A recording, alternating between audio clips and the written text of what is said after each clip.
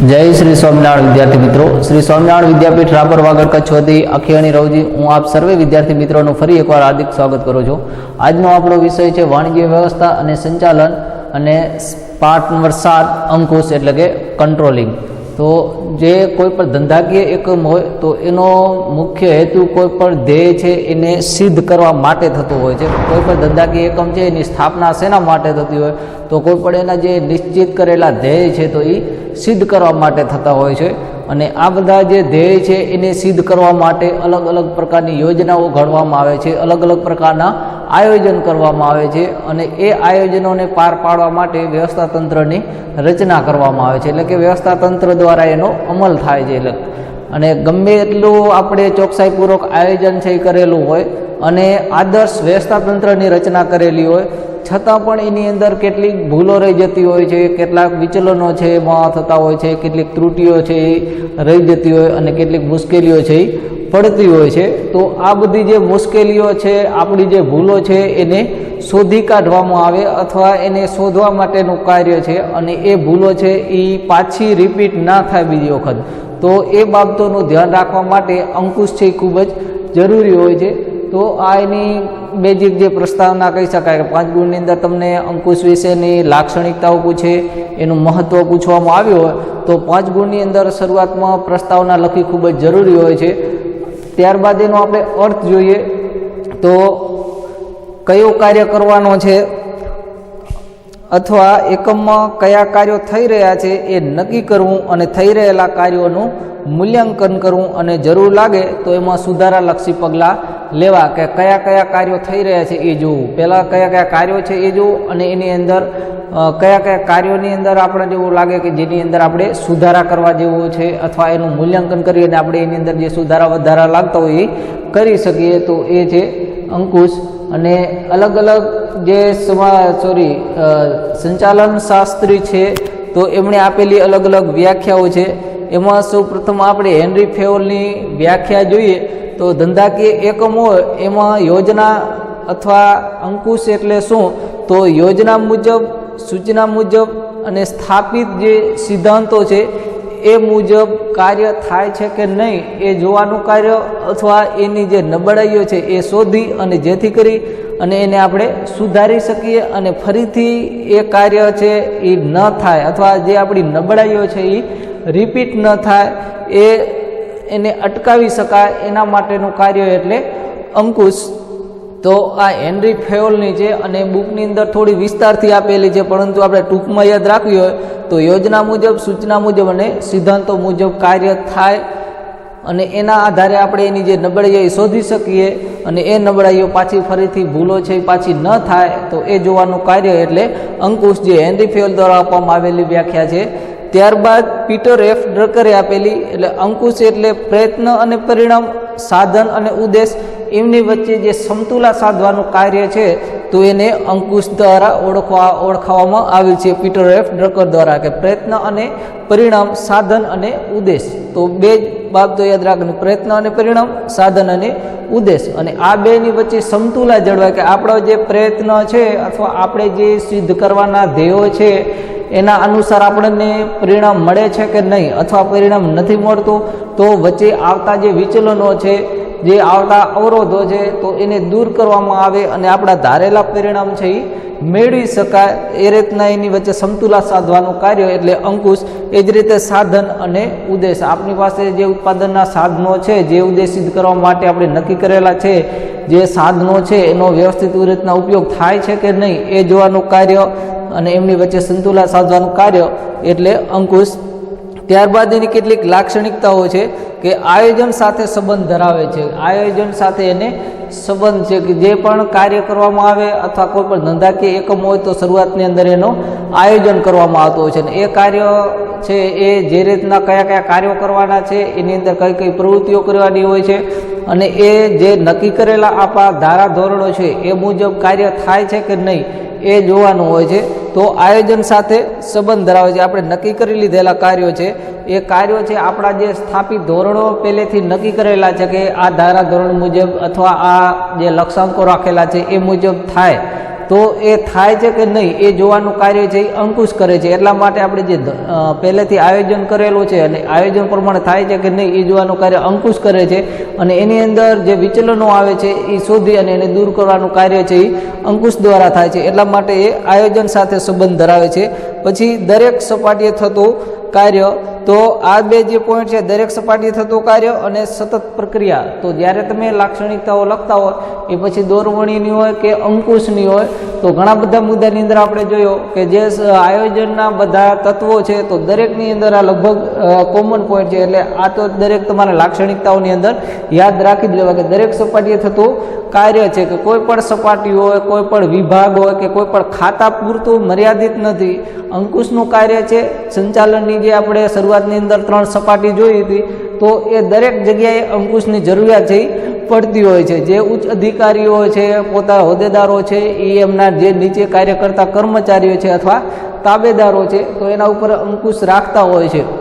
એટલા માટે દરેક સપાટી થતું કાર્ય છે. ત્યારબાદ સતત પ્રક્રિયા છે કે અંકુશનું કાર્ય છે કોઈ પણ આપણે પ્રવૃત્તિ કરીએ, આયોજન કર્યું હોય અને એના ઉપર એક વખત અંકુશ રાખી દેવાથી કોઈ પણ પ્રવૃત્તિ છે જે આપણે આયોજન કરેલું છે એ મુજબ થતી નથી. તો એ સતત ચાલુ રાખવું પડતું હોય છે. અંકુશ છે એના ઉપર દેખરેખ રાખવી પડતી હોય છે. અને આપણે જે ધારાધોરણો નક્કી કર્યા છે, પહેલેથી અગાઉથી આપણા જે ધોરણો નક્કી કરેલા છે એ મુજબ જ થાય છે કે નહીં એ જોવાનું કાર્ય છે અંકુશ કરે છે. ત્યારબાદ સંચાલનનું છેવટનું કાર્ય કે જ્યારે આપણે સંચાલન કરતા હોઈએ તો સૌપ્રથમ કયા કાર્યો કરવાના છે અથવા કેવી રીતે કરવાના છે, કોણ કયું કાર્ય કરશે, એ બધું આપણે આયોજન દ્વારા નક્કી કરીએ છીએ. અને ત્યારબાદ વ્યવસ્થાતંત્ર દ્વારા એનો અમલ કરીએ છીએ. અને જે વ્યવસ્થાતંત્ર કર્મચારી વ્યવસ્થાતંત્ર છે તો એના દ્વારા એને દોરવણી આપવામાં આવે છે.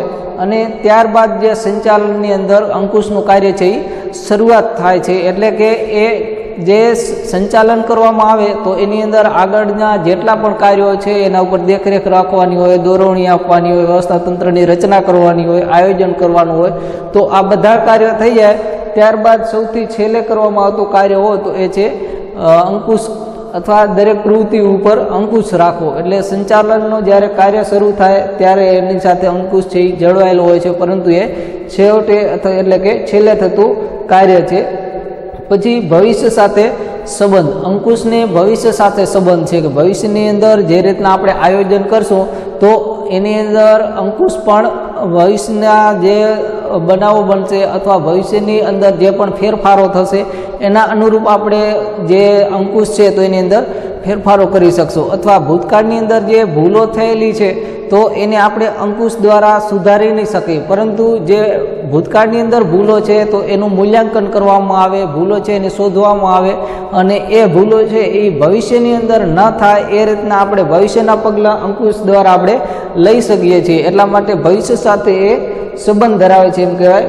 પછી રચનાત્મક પ્રવૃત્તિ એટલે કે એની અંદર રચનાત્મક પ્રવૃત્તિ રહેલી છે કે જે રીતના છે કે સામાન્ય અર્થમાં અંકુશ છે તો એને એમ માનવામાં આવે છે જે કર્મચારીઓ છે તો એની કાર્યની જે સ્વતંત્રતા છે તો એના ઉપર તરાપ મારે છે, અથવા કર્મચારીને પોતાનું કાર્ય સ્વતંત્રતાથી કરવા દેવામાં આવતું નથી. એના ઉપર સતત અંકુશ રાખવામાં આવે તો એ સ્વતંત્રતાથી પોતાનું કાર્ય છે એ કરી શકતા નથી. પરંતુ આજે આપણી એક માન્યતા છે એ ભૂલ ભરેલી છે એમ કહી શકાય, કારણ કે એ અંકુશ છે એ નકારાત્મક નથી, અને આપણે હકારાત્મક રીતે અથવા વિધેયાત્મક રીતે સોચીએ એને તો એ રચનાત્મક પ્રવૃત્તિ છે કે જે કર્મચારીઓ કાર્ય કરે છે તો એની અંદર ભૂલો થતી હોય, બગાડ થતો હોય, ખોટું નુકસાન થતું હોય તો એને આપણે અટકાવી શકીએ અને ફરી વખત રિપીટ ન કરે એ ભૂલો, એટલા માટે કરવામાં આવતી પ્રવૃત્તિ છે. એટલે એ રચનાત્મક પ્રવૃત્તિ છે.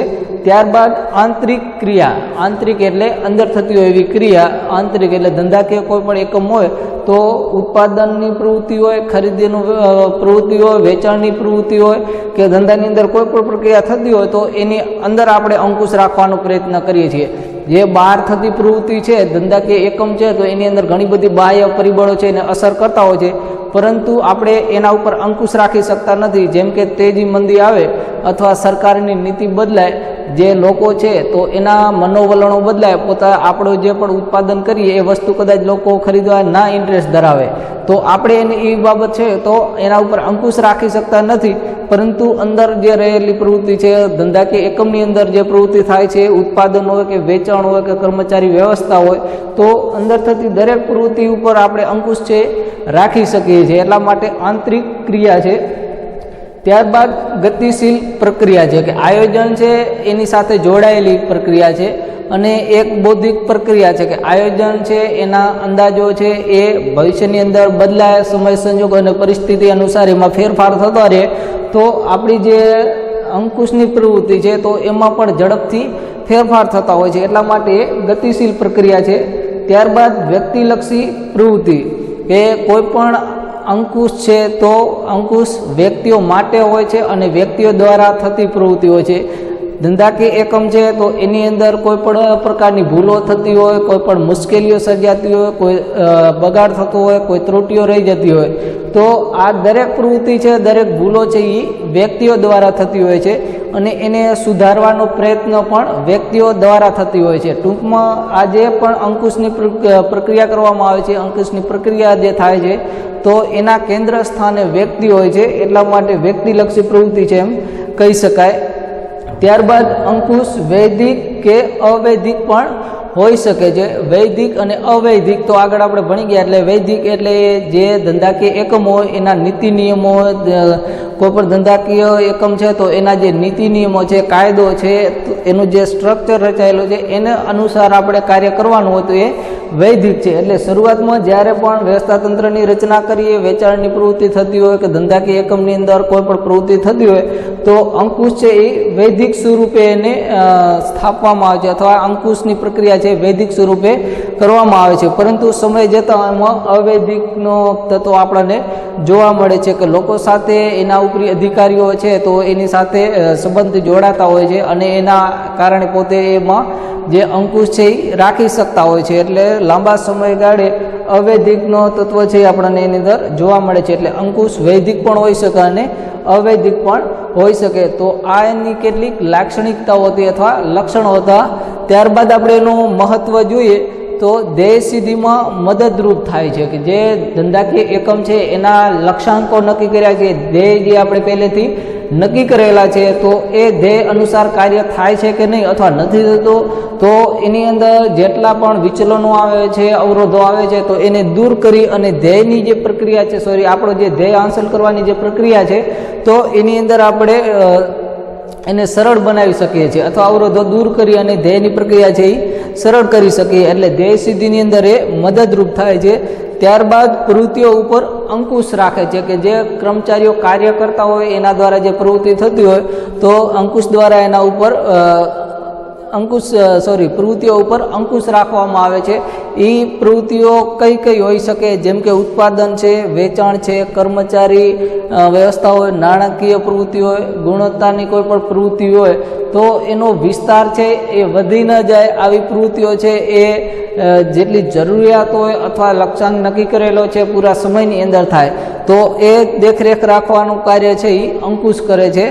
ત્યારબાદ આયોજનને અસરકારક બનાવે છે કે જે આયોજન કરેલો છે, આપણા ધારાધોરણો નક્કી કરેલા છે, પહેલેથી જે આપણે એક નીતિ નક્કી કરેલી છે તો એ અનુસાર આયોજન કાર્ય થાય છે કે નહીં એ જોવાનું કાર્ય અંકુશ દ્વારા થાય છે. એટલે આયોજન છે એને અસરકારક બનાવે છે.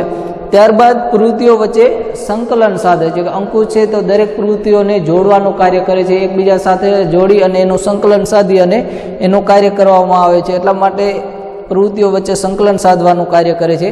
પછી કાર્યનું મૂલ્યાંકન કરવામાં આવે છે કે કોઈ પણ ધંધાકીય એકમ છે તો એની અંદર કાર્યની સોંપણી થયેલી હોય અને એ કાર્ય જે રીતની યોજના છે, યોજના મુજબ થાય છે કે નહીં તો એ જોવાનું કાર્ય અથવા એના ઉપર દેખરેખ રાખવાનું કાર્ય, એના ઉપર બિનજરૂરી બગાડ થતો હોય, નુકસાન થતું હોય તો એ દૂર કરી અને એને સુધારવામાં આવે છે. એટલે કે કાર્યનું મૂલ્યાંકન કરવામાં આવે છે.